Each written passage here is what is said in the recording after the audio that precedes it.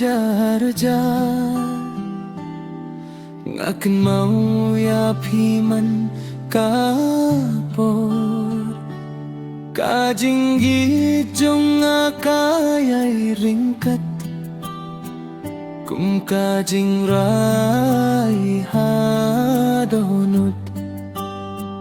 habang ayo hiya kakmat jong pi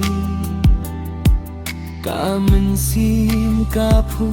kapim pi day kajing say hajing gim jong a kamen sim kas ngop men ba ngai ya pi da ka donut baro im don ba laban pan kila pi day ka jing roi hamen siem ka jing gi kane junom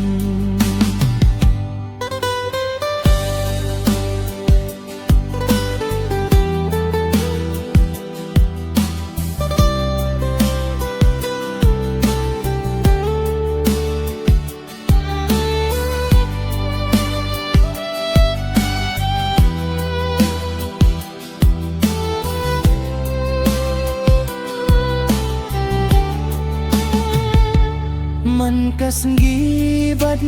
man kami teru ngaduai na benta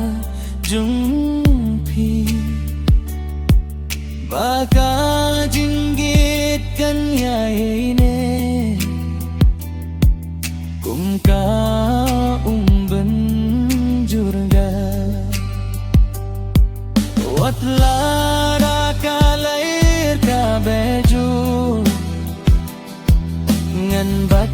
ya kaki ti jong pi ringkat nyai lin